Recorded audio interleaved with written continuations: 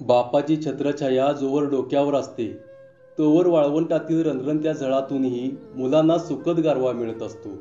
कारण त्या झळातील सारा उष्मा बाप शोषून घेत असतो. तेही मुलांना याची जाणीव होऊ न देता. अण्णा, लहानपणापासूनच मी माझ्या वडिलांना अण्णा या नावानेच बोलवायचा.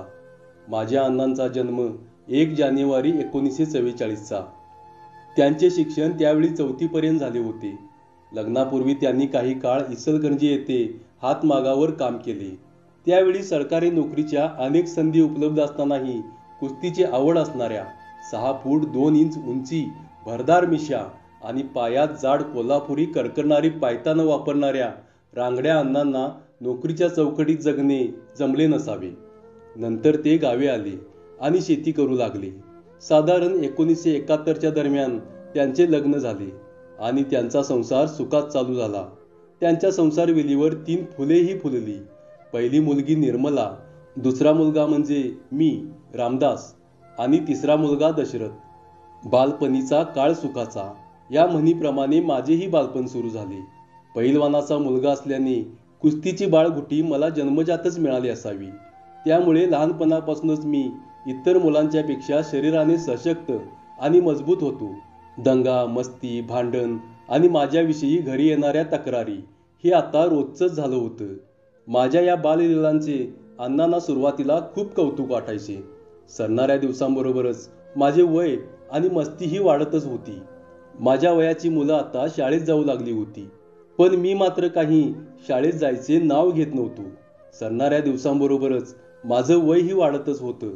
बघता बघता मी 8 वर्षाचा झालो. मग मात्र अण्णांनी माझी रवानगी थेट शाळेत केली. त्यावेळी कडक शिस्तीचे माळवकर गुरुजी आम्हाला शिकवायला होते. गुरुजी मन लावून शिकवायचे, पण दिवसभर बाहेर दंगामस्ती करण्यात जाणारा माझा वेळ मात्र शाळेत सरता सरत नव्हता. माझे शाळेत लक्षच नसायचे. त्यामुळे रोज माळवकर गुरुजींच्या छडीचा प्रसाद मला न चुकता मिळायचा. पण सारे काही पालत्या घड्यावर पाणी होते. शाळेत मन रमत नव्हते आणि मला बाहेरही जाता येत नव्हते. रानावनात हुंदडणाऱ्या स्वच्छंदी वासराला वेसन घालून गोट्यात बांधून ठेवावं तशी माझी अवस्था झाली होती. वर्ष सरलं, पण अजूनही मला काही लिहिता वाचता येत नव्हतं. म्हणून अण्णांनी दुसऱ्या वर्षी माळवकर गुरुजींना सांगून पुन्हा मला पहिलीच्याच वर्गात बसवले. अण्णांच्या सांगण्यावरून माळवकर गुरुजींनी आता माझ्यावर विशेष लक्ष केंद्रित केले होते. त्यामुळे रोज वर्गातील मुलांना विचारल्या जाणाऱ्या प्रश्नांची सुरुवात माझ्यापासूनच व्हायची. परिणामी त्यांच्याकडून मिळणाऱ्या छडीच्या प्रसादावर जणू काही माझाच पहिला अधिकार असायचा. माझ्या वयाची मुलं आता 3रीच्या वर्गात शिकत होती आणि गेल्या वर्षीची माझ्या वर्गातली मुलं 2रीला गेली होती. मी मात्र अजून पहिलीतच होतो. आता मला या गोष्टीची लाज वाटू लागली होती. त्यामुळे मार्क चुकवायचा असेल आणि पुढच्या वर्षी 2रीत जायचे असेल तर अभ्यासाशिवाय पर्याय नव्हता. त्यामुळे आता मी वर्गात लक्ष देऊ लागलो.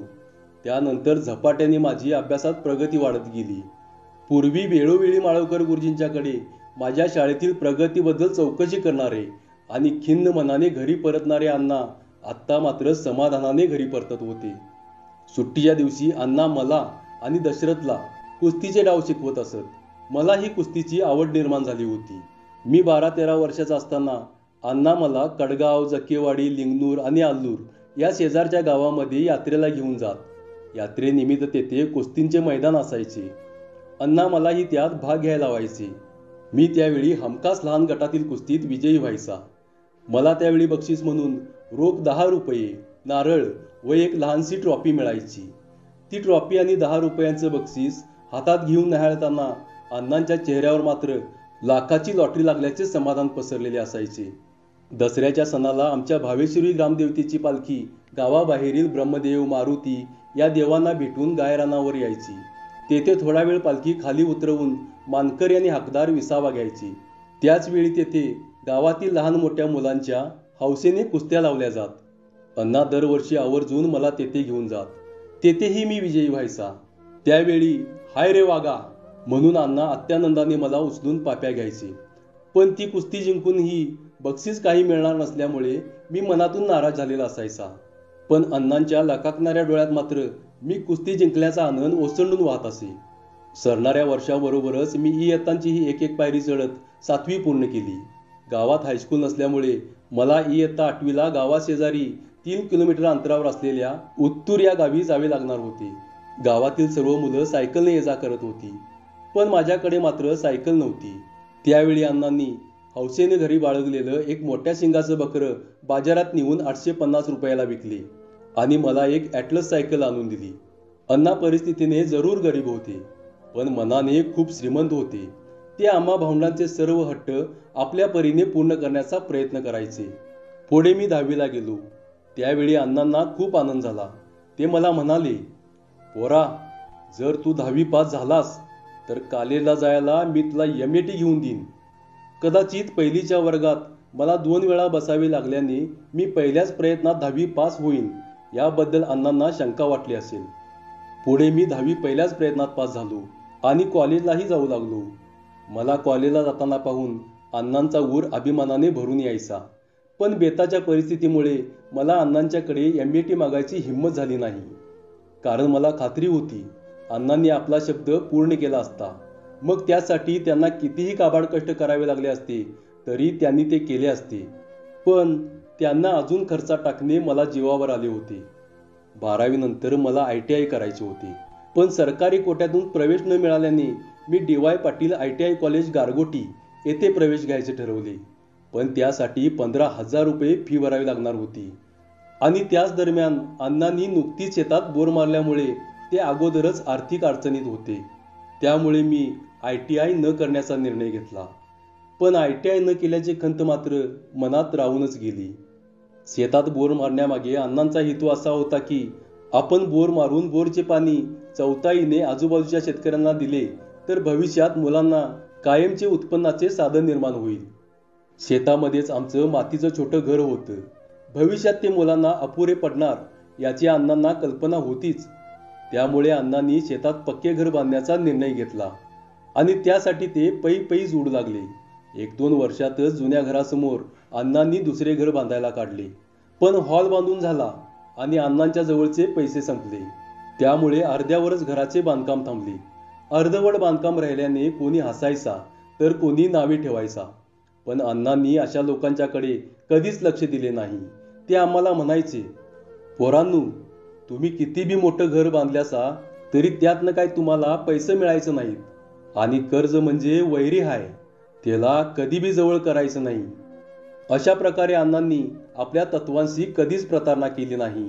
आपल्या कृतीतून ते आमच्यावर संस्कार घडवत गेले. मला कारखान्यात नोकरी लावण्यासाठी त्यांनी बऱ्याच नेते मंडळींच्या आणि संचालकांच्या गाठीभेटी घेतल्या. 2-3 महिने सतत त्यांच्या संपर्कात राहून त्यांनी मला गडहिंग्लज सहकारी साखर कारखान्यात नोकरी लावली. मला नोकरी लागताच त्यांनी जास्त वेळ न दवडता 2007 साली माझे आणि लहान भाऊ दशरथचे अशी 2 लग्न मोठ्या हौसेने दारात लावून दिली.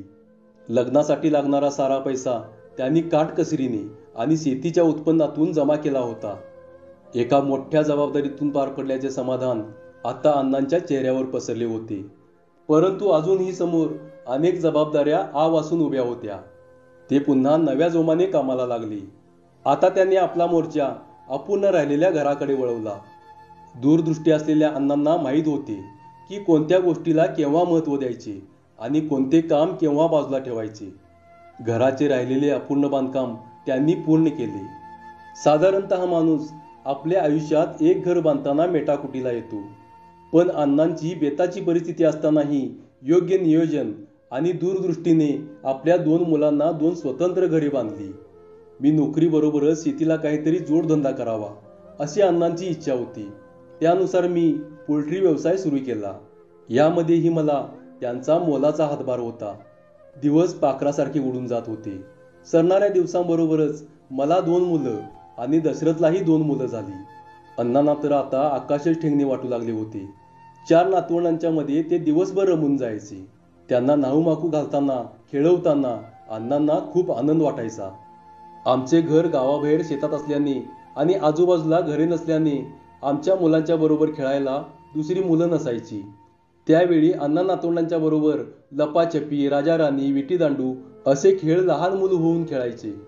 त्यामुळे मुलांनाही ते आपले आजोबा नव्हे तर आपले मित्रच वाटायचे. या कारणाने आमच्या मुलांना खेळण्यासाठी इतर मुलांची कधीच उणीव भासली नाही. मुलं जशी मोठी होत होती तशी शेजारच्या गावी जक्केवाडीला अंगणवाडीत जाऊ लागली. कारण गावातील अंगणवाडीपेक्षा जक्केवाडीच्या अंगणवाडीत जाणे येणे जवळ पडत होते. त्यावेळी सकाळी मुलांना शाळेत नेणे व दुपारी शाळेतून घेऊन येणे अशी अण्णांची ड्युटी असायची. शाळेत गेल्याचा मोबदला म्हणून शाळेतून येताना मुलं हमखास त्यांच्याकडून चॉकलेट आणि बर्फी वसूल करायची आणि अण्णाही हसत हसत कौतुकानं त्यांचं हट्ट पूर्ण करायचे. 4 मुले असल्याने अण्णा एकाला खांद्यावर, एकाला कडेवर, एकाचे बोट पकडून तर एकाच्या हातात आपल्या शर्टाचे टोक देऊन शाळेतून घरी घेऊन यायचे. नातवंडांच्या बरोबर हसत खेळत पाय वाटेने येणारा अण्णांचा हा लवाजमा पाहून मला अण्णा लेकूरवाळा विठ्ठलच भासायचे. कधी कधी अण्णा मुलांना घेऊन खेकडी पकडायला जात. मग त्या संध्याकाळी त्यांची आणि मुलांची पार्टी व्हायची. मुलं हळूहळू मोठी होत होती तरीही अण्णा त्यांच्यासोबत त्यांच्यातलाच एक होऊन खेळायचे. अण्णांच्या राजकीय जीवनाबाबत बोलायचे झाले तर अण्णांना राजकारणापेक्षा समाजकारणामध्येच जास्त रस होता. गावात एक दूध संस्था उभारणीत त्यांचा मोलाचा वाटा होता. त्या दूध संस्थेचे चेअरमन म्हणून त्यांनी काही काळ कामही पाहिले. त्याचबरोबर भावेश्वरी विकास सेवा संस्थेचे व्हाईस चेअरमन आणि संचालक म्हणूनही त्यांनी आपल्या कार्याचा ठसा उमटवला. अण्णांचे भारदस्त व्यक्तिमत्व आणि समाजकारणाच्या आवडीमुळे त्यांच्या वयाचे लोक त्यांना आमदार म्हणून हाक मारायचे. मला राजकीय आणि सामाजिक क्षेत्रात काम करण्याचा वारसा अण्णांच्याकडूनच मिळाला आहे. माझ्या राजकीय प्रवासात त्यांचा फार मोठा आधार असायचा. ग्रामपंचायत निवडणुकीमध्ये मला ते आपल्या परीने आर्थिक सहकार्य तरी करायचेच, पण प्रचारातही हिरिरीने भाग घ्यायचे. मी आज त्यांचा हा वारसा वसा मानून पुढे चालवण्याचा प्रामाणिक प्रयत्न करत आहे. पूर्वी अण्णांनी शेतात बोर मारून लोकांना चौथाईने पाणी देण्याचे नियोजन केले होते. काही प्रमाणात ते त्यात यशस्वी झाले असले तरी त्यांना म्हणावे तेवढे यश आले नव्हते. त्यामुळे मला त्यांचे ते अपूर्ण राहिलेले स्वप्न अस्वस्थ करत होते आणि मी ठरवले की त्यांचे ते स्वप्न पूर्ण करायचे. मग त्यासाठी मी आणि माझ्या मित्रांनी आंबेओळला पाण्याची स्कीम केली आणि चौथाईने लोकांना मोठ्या प्रमाणात पाणी दिले. ते पाहून अण्णांचा आनंद गगनात मावत नव्हता. अण्णांनी पाहिलेले स्वप्न मी त्यांच्या डोळ्यात देखत पूर्ण करू शकलो. यासारखे समाधान माझ्या जीवनात दुसरे काय असणार आहे. सारे काही सुखात आणि आनंदात चालले होते, परंतु नियतीच्या मनात मात्र काहीतरी वेगळेच होते. डाव रंगात यायला ढोल फुटावा आणि सर्वांचा हिरेमोड व्हावा, तशी ती घटना घडली. मे 2024च्या शेवटच्या आठवड्यात अण्णा अचानक आजारी पडले.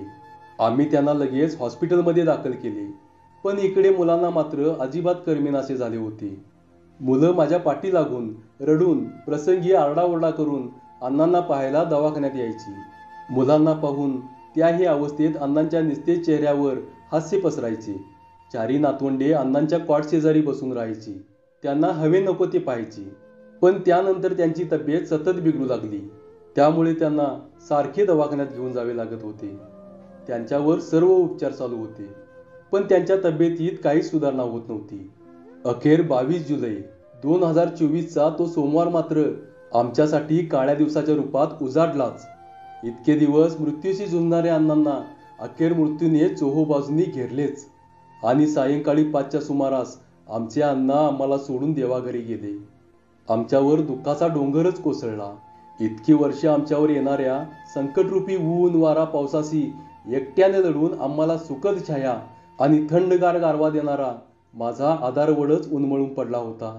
आम्हा सर्वांच्या डोळ्यात अश्रूच्या धारा वाहू लागल्या. त्यांची लाडकी नातवंडेही सैरभैर झाली होती. अण्णा उठा, अण्णा उठा, आम्हाला अण्णा पाहिजेत असे म्हणून ती जोरजोराने रडत होती. फार काही करण्याचे मुलांचे वय नव्हते, पण आपला प्रत्येक हट्ट पूर्ण करणारा कल्पवृक्ष, आपल्याला लहानाचे मोठे करणारा पालनहार आणि आपल्यात लहान मूल होऊन खेळणारा आपला सवंगडी आता पुन्हा कधीच आपल्यासोबत खेळा येणार नाही, याची त्यांना झालेली जाणीव मात्र त्यांच्या रडण्यातून प्रकर्षाने जाणवत होती. माझ्या आठवणीतील अण्णा हे 4 ओळीत लिहून संपणारे नाहीत, कारण जगासाठी ते फक्त एक व्यक्ती होते, पण माझ्यासाठी मात्र माझं अख्खं जग होते. माझं अख्खं जग.